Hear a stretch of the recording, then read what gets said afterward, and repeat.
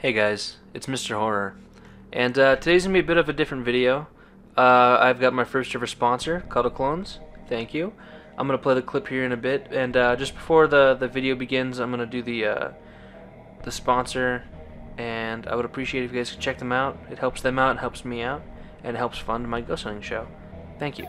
What are Cuddle Clones? Cuddle Clones are stuffed animals made to look just like your pet. Yes, you heard me right. Cuddle Clones are custom stuffed animal replicas made to look exactly like your pet. We can make Cuddle Clones of your dog, cat, horse, rabbit, guinea pig, really any animal that you love. Now, I know what you're thinking. Can you really capture the essence of my pet in stuffed animal form? The answer is yes. Do you have a unique looking pet? No problem. Every Cuddle Clone is 100% custom handmade to look just like your fur baby. All you have to do is upload pictures, choose the body position, the eye color, ear position, tail position, you name it. You can also type in any other distinguishing characteristic about your pet and we will capture it in your Cuddle Clone. So, do you love pets? Do you love cute cuddly things? Then you are definitely a Cuddle Clones person. Check out Cuddle Clones today.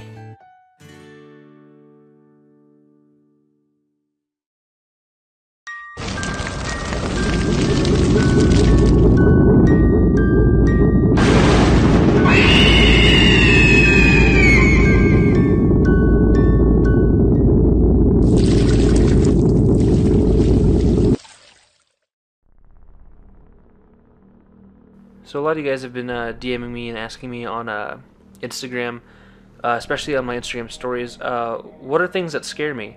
I don't want to say the stuff that scares me as an adult, mainly because I don't want that shit being sent to me, but here's some stuff that scared me as a kid. The first one is Slappy from the Goosebumps show. I actually never knew what Goosebumps was until I saw the first episode. The first episode I've ever seen was Night of the Living Dummy 1. I watched that with my brother in our room, because we had to share a room at the time when I was younger, and I was scared shitless, and I think I was like 8 or 9, and the first thing, like, I still remember the dream. I went to sleep that same night, and I had a dream that I was seeing Slappy everywhere. I would go to the gas station, I would see Slappy sitting on the counter, and somebody had like a pack of cigarettes and they opened it and they pulled out like Slappy, like a small cigarette sized Slappy, and it looked at me and I was really scared, and I woke up and I was terrified because I was like, Slappy's everywhere, but then again I was really happy because it was just a dream. The second thing that scared me as a kid was the Scary Stories to Tell in the Dark, the art from that book actually, or from all those books. It was the art. It wasn't really the reading because I'm very dyslexic, and as a child I hated to read everything. So anytime I had a chance to read, I wouldn't. I would either have somebody read for me, or I would actually try to like YouTube like audiobooks and stuff like that when I was younger. Another thing that kind of scared me when I was younger was I lived in Colorado, and I had a copy of Stephen King's It. And it was very weird to me because I had no idea what it was, and I just thought there was a clown, and I was like, oh, this is gonna be good, but he looks kind of scary. I was like, maybe he gets a change of heart later on and he's like a nice guy, and I was completely wrong because that was the first thing I ever heard of Stephen King, and I watched it with my uncle, and I was fucking terrified of clowns. But now as an adult, I really like clowns. I like demonic clowns and just demonic shit in general. So I got over that one. This next one is something that still kind of affects me. It's a fear of the dark.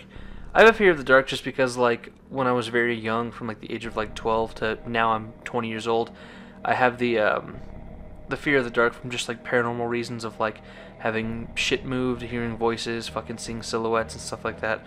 I prefer to sleep with a nightlight if I can, or me and my boyfriend have our window open, and we get some light from the street lights and stuff like that into our room, and it makes both of us feel very comfortable.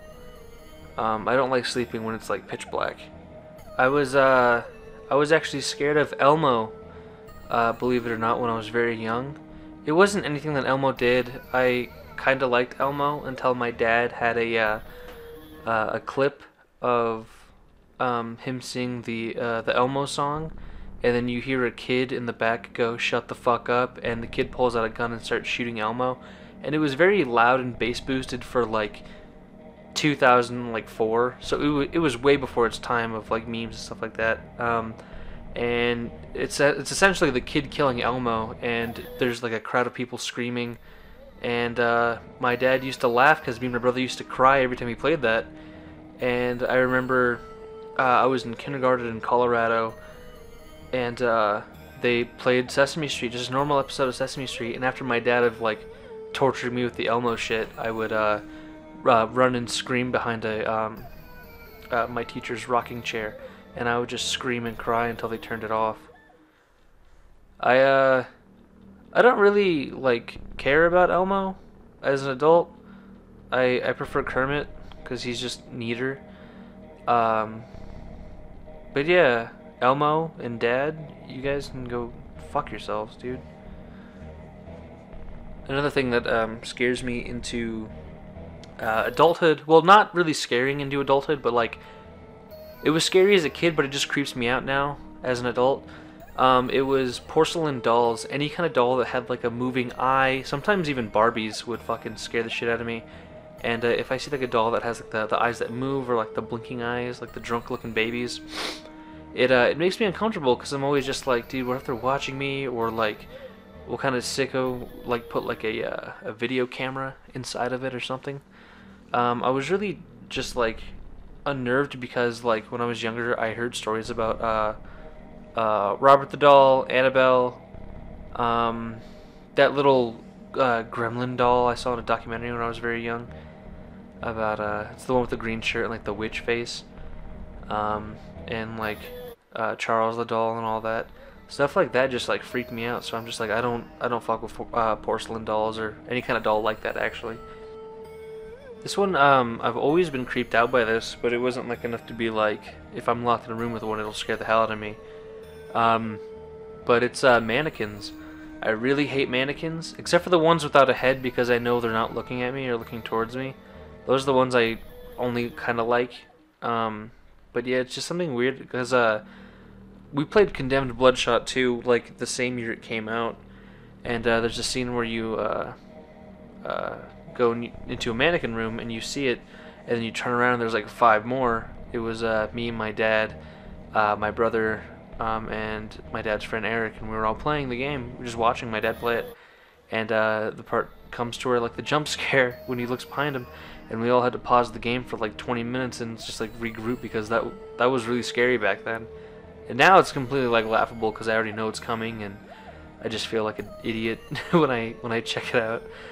But yeah, I don't like mannequins that much. Especially just like blank expressions on something. It just seems like it's super like dead, and it would have like no remorse if it killed you. Some mannequins are okay, like the those foreign ones that are screaming. Those ones are cool. Alright, that was stuff that scared me as a kid. I hope you guys liked it, and I hope you guys go support today's sponsor. I hope you guys, you know, check out the channel, check out all my other videos that I have here. My Mr. Meaty video is getting like a lot of attention, and I'm really thankful for that, you guys. Thank you. So make sure to use code DumpyTheDuck for the Cuddle Clones, and I'll see you guys in the next one.